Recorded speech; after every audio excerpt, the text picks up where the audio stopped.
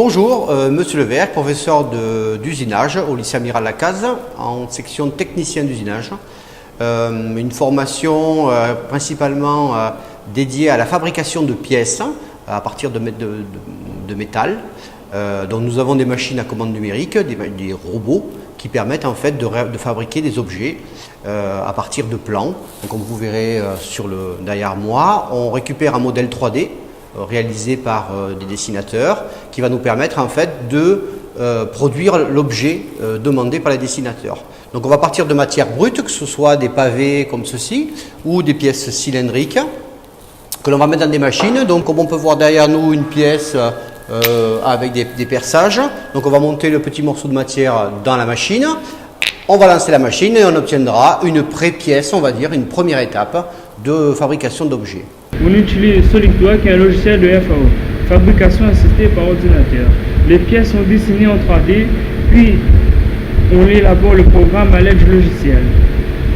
On transfère ensuite les programmes dans les machines, on effectue les différents réglages, ensuite on usine et enfin on contrôle les dimensions de la pièce avec des outils de métrologie. Cette formation permet l'obtention d'un baccalauréat technicien d'usinage. Ce métier d'usineur permet d'obtenir du travail très facilement puisque aujourd'hui beaucoup d'entreprises recherchent des usineurs. Il y a une grosse pénurie, on cherche environ 3000 usineurs par an en France. Donc c'est une formation qui offre beaucoup de débouchés et qui permet surtout de s'épanouir sur de la fabrication d'objets puisque nous travaillons principalement pour l'automobile, les motos, les instruments de musique, le chirurgical, les prothèses dentaires, les prothèses pour les handicapés. Donc on fabrique un très très large panel de produits, mais nous fabriquons aussi des outils. Puisque si on veut coudre du tissu, il nous faut une machine à coudre.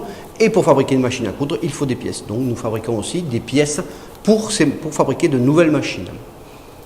Nous cherchons des élèves avec un niveau français correct, rien de très spécial. Il faut savoir lire un dossier technique, pouvoir lire des documents. En mathématiques, des mathématiques de base, addition, soustraction, division, des choses simples. Et puis surtout, nous cherchons des gens qui sont motivés, qui aiment bricoler, démonter et surtout fabriquer des choses. Bac Pro TU, technicien d'usinage, c'est une formation en 3 ans avec 22 semaines de stage en entreprise.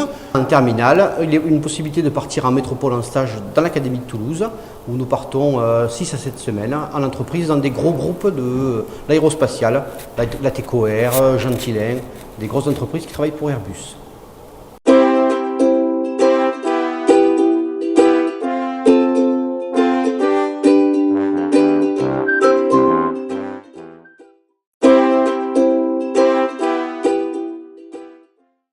Bac Pro EDPI, donc c'est une formation qui se fait en 3 ans au lycée Amiral Lacaze.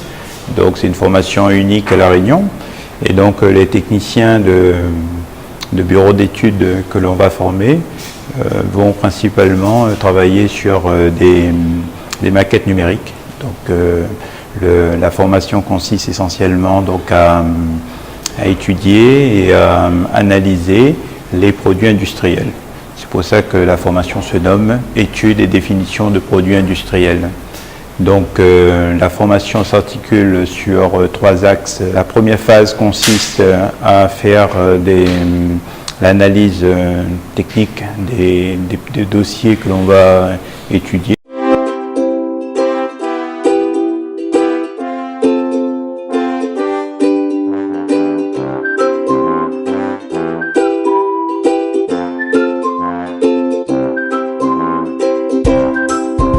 On va principalement faire des modélisations, l'analyse fonctionnelle et ensuite faire des maquettes numériques ou bien tout simplement utiliser des maquettes numériques qui existent déjà. On fait des dossiers techniques, donc dans ces dossiers on retrouve des mises en plan normalisées, donc on a toute la gamme de dessins techniques qui est normalisée, à savoir les dessins d'ensemble, les dessins de définition et aussi des vues un peu plus précises comme les dessins de détail ou bien les dessins de fabrication suivant les utilisations.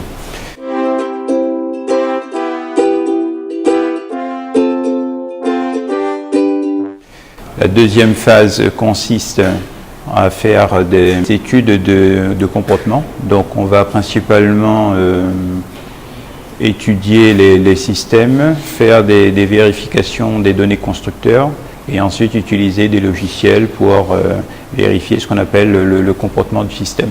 Donc ça va être des études de mécanique, donc ce qu'on appelle la statique, la cinématique, la dynamique, et donc on va essayer de sortir des paramètres et de les vérifier par rapport à notre modèle.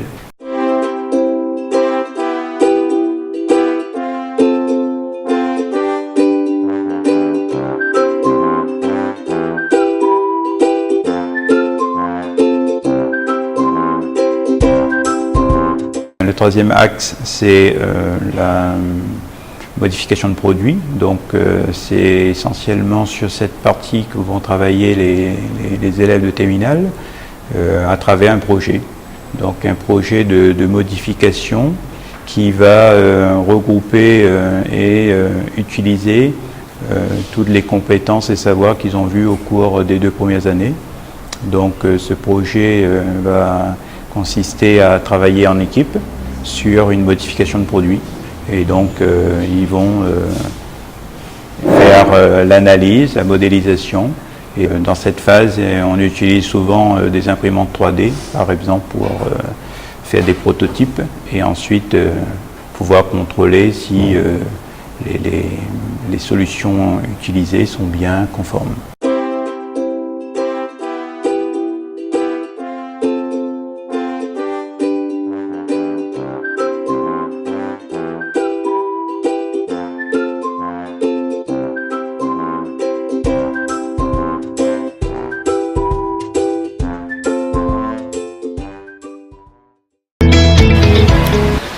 L'entreprise en pôle pilote de ligne de production. Je suis à Mascarin au port. J'ai choisi ce domaine de pilote de ligne de production car je suis intéressé par le métier, comment ça se passe pour produire des matières premières. Les étapes, c'est tous les matins ou tous les soirs, nous avons des sacs de chocolat de 25 kg qu'il faut y mettre dans les cuves. On appelle ça des drops. Et après, là, à partir de ça, on peut commencer à produire du chocolat. Je travaille avec le chef de ligne de production. On a 2 types de lignes qui s'appellent les lignes ACOS où nous pouvons produire du chocolat. Et l'autre ligne, c'est le système d'emballage. Le maître d'apprentissage nous apprend comment régler les machines, sur quel type de température qu'il faut mettre et comment ça se déroule au fil de la journée. Mais ici, c'est les mêmes cours que les autres élèves de la classe. Mon rapport de stage, c'est tout ce qui s'est passé au sein de l'entreprise, tout ce que je dois raconter et je dois le donner ça à la fin d'année. Dans ce lycée, on dispense une formation de bac pro pilote de ligne de production en 3 années. Et le technicien pilote de ligne de production va intervenir dans cette entreprise dans le but de 1. Préparer la production, 2. Conduire la ligne dans le but de respecter le cahier des charges du produit qu'il est en train de produire. Il va coordonner ce qu'on appelle des agents, c'est-à-dire des conducteurs de ligne. Et troisièmement, il va suivre et réguler toutes les dérives de production au cours de son travail. Pendant ces activités, l'élève doit maîtriser les risques tout au long de son intervention. Donc, il doit identifier les risques, il doit proposer ce qu'on appelle des mesures de prévention et les mettre en œuvre. Les situations professionnelles rencontrées par un pilote de ligne le conduisent à faire des réglages sur des machines, à faire des essais, à faire des changements de format, à faire aussi ce qu'on appelle de la maintenance de premier niveau et de deuxième niveau. Sachez qu'il y a beaucoup d'entreprises françaises qui recrutent en ce moment des pilotes de ligne de production avec un bac pro PLP et débutants acceptés.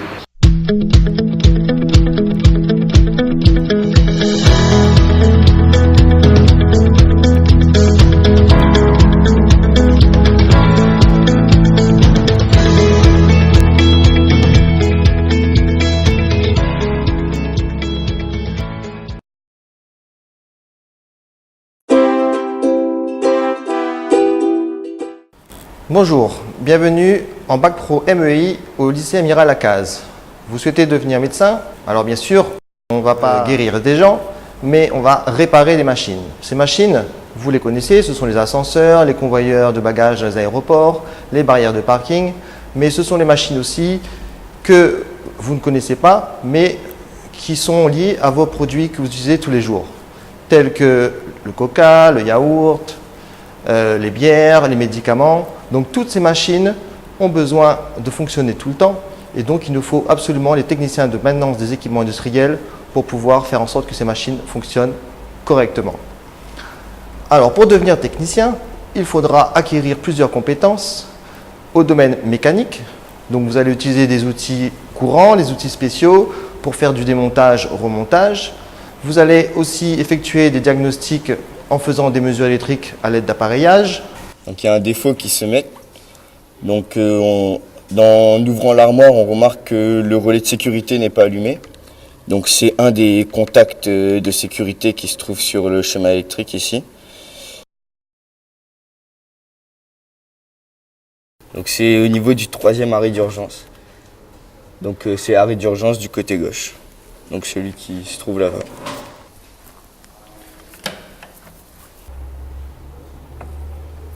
Voilà, ça affiche 24 volts. Ces machines utilisent aussi de l'énergie hydraulique, donc à base d'huile, et de l'énergie pneumatique, de l'air comprimé. Donc il faudra aussi acquérir des compétences dans ce domaine. Ici, l'objectif de l'exercice, c'est de mieux comprendre l'énergie électropneumatique et aussi de comprendre les composants pneumatiques. On a fait un cycle carré avec des vérins double effet. Vous allez aussi améliorer donc, des systèmes automatisés. Pour ça, il faudra savoir souder, percer, utiliser un ordinateur pour faire de la programmation. Aujourd'hui, on est sur le briquetique. Le chef de maintenance lui commandait à distance la machine. Du coup, j'ai connecté la machine à la tablette, à une interface portable grâce à Internet. Et on peut voir que les deux écrans sont connectés.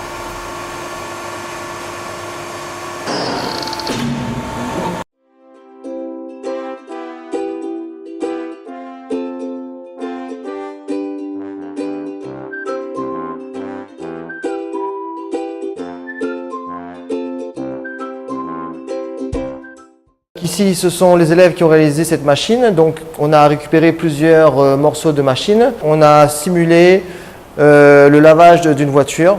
Donc, pour ça, il fallait installer différents automatismes. Il fallait faire de la soudure, il fallait faire du perçage et il fallait aussi faire de la programmation sur ordinateur.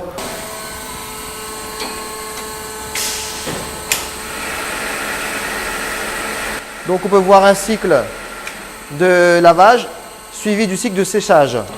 Et là, la table redescend pour remettre la voiture au départ. Et ils ont installé une sonnette pour donner la fin du cycle de lavage. Alors, ce bac pro se prépare en 3 ans. Vous allez effectuer donc des stages en entreprise, 22 semaines de stage. Pour les meilleurs d'entre vous, vous effectuerez un stage en métropole dans des entreprises prestigieuses telles que SNCF, Airbus. Alors, si vous souhaitez avoir un métier divertissant dans lequel on ne fait jamais la même chose, qui vous permettra de devenir bricoleur pour votre vie courante et quotidienne, venez dans le bac pro MEI, on se fera un plaisir de vous accueillir.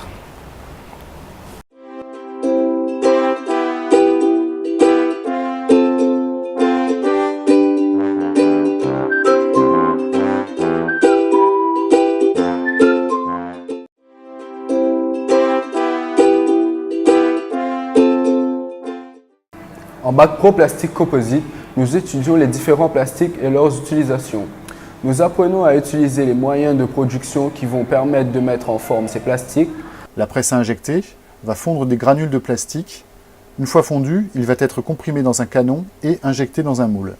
Ce moule est refroidi par un système de canalisation d'eau froide intégré, qui permet de faire durcir le plastique. Le moule s'ouvre et la pièce est éjectée. On enchaîne ensuite sur la fabrication d'une nouvelle pièce. Les élèves vont devoir apprendre à piloter ces machines, effectuer les différents réglages afin d'obtenir un produit fini conforme à la commande et modifier une production en changeant les moules. L'extrudeuse fonctionne sur le même principe de base. On fond des granules de plastique, puis on les comprime contre une filière. Celle-ci détermine la forme du profil à obtenir. La matière chaude est à ce stade très malléable. On la fait donc circuler dans des bains pour la faire refroidir et durcir.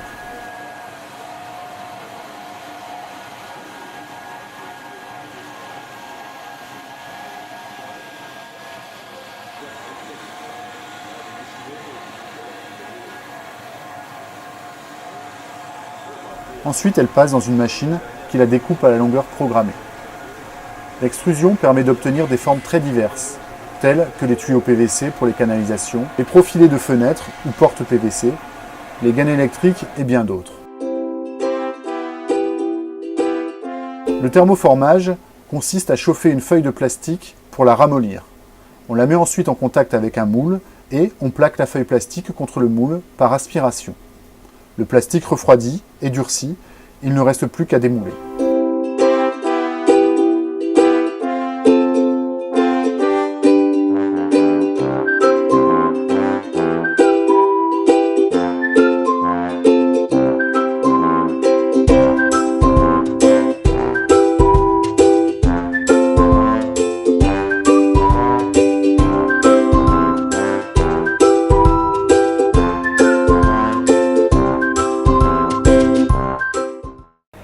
Nous utilisons également les matériaux composites, fibres de verre, fibres de carbone, résine. Ces produits permettent la réalisation de piscines, bateaux, cuves, éléments de carrosserie et bien d'autres choses encore. Le Bac Pro Plastique et Composite se déroule en 3 ans. Durant ces 3 ans, vous aurez à effectuer 22 semaines de stage en entreprise. De nombreuses entreprises locales sont à la recherche de plasturgistes. Venez nous rejoindre au lycée Amiral Lacaze.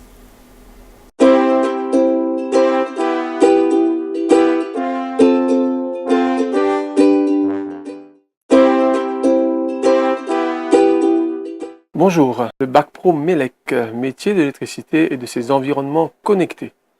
Le titulaire du baccalauréat professionnel métier de l'électricité et de ses environnements intervient dans la production, le transport, la distribution et la transformation de l'énergie électrique. Ces activités s'exercent dans la mise en œuvre, l'utilisation, la maintenance des installations et des équipements électriques.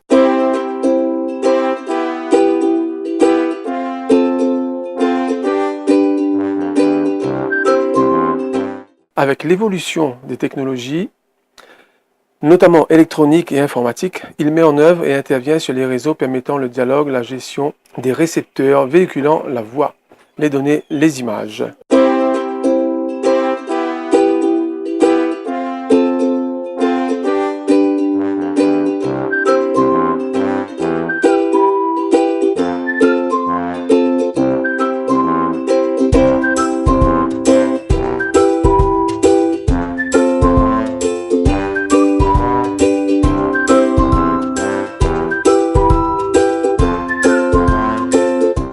Il met aussi en œuvre tout ce qui concerne la sécurité des personnes et des biens. Le titulaire du baccalauréat professionnel métier de l'électricité et de ses environnements connectés est en mesure d'étudier des dossiers de réalisation d'installations électriques, d'organiser et de suivre des chantiers d'équipements électriques, de réaliser des équipements électriques, de mettre en service et de maintenir ces équipements électriques.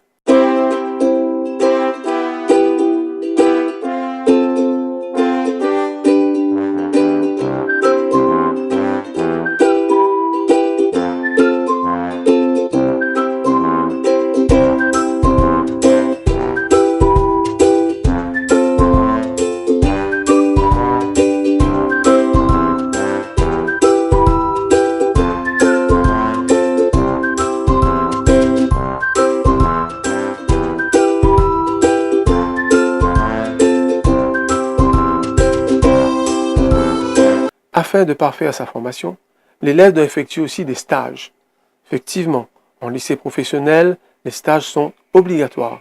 Ils sont au nombre de 6 semaines en seconde, 8 semaines en première, 8 semaines en terminale.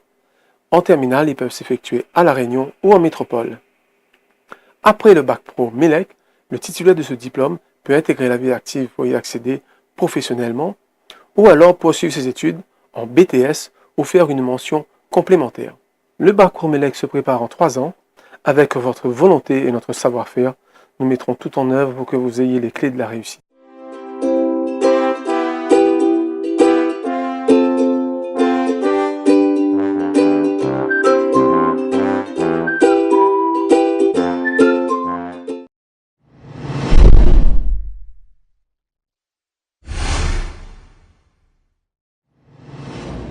Donc, quand l'on intervient sur un feu de solide, On vérifie qu'il n'y ait pas d'autres combustibles à côté, comme la bouteille de gaz que je vois. Un agent de sécurité a des missions de surveillance, de gardiennage, de lutte contre l'incendie, de lutte contre la malveillance. Nous avons comme cours des cours de droit, des cours de communication, des cours de secourisme également, des formations sur l'incendie et sur la malveillance. Ce sont les 4 cas de flagrant délit. Il y en a 4. Il faut mettre les 4, vous allez mettre 4 tirets. En droit, les élèves voient le cadre légal de l'agent de sécurité, c'est-à-dire quand est-ce qu'un agent de sécurité peut intervenir et dans quelles conditions. On a un pays qui a beaucoup de réglementations et les élèves doivent connaître tout le cadre dans lequel cet agent de sécurité peut intervenir. Oui, c'est Florian, la sécurité. Et j'ai une personne qui est là pour un entretien. Les élèves voient tous les aspects de la communication qu'ils peuvent rencontrer, c'est-à-dire la communication écrite et la communication orale. Alors, communication écrite pour un agent de sécurité, c'est la rédaction de rapports, la rédaction d'une main courante, qui sont des documents précieux et indispensables pour la bonne tenue d'un poste de travail. La communication orale, en fait, requiert plusieurs volets. Le premier, c'est la communication de visu, la communication téléphonique, et puis faire face à un groupe de personnes, par exemple, auxquelles il faut pouvoir donner des directives lors d'une évacuation d'un site, par exemple.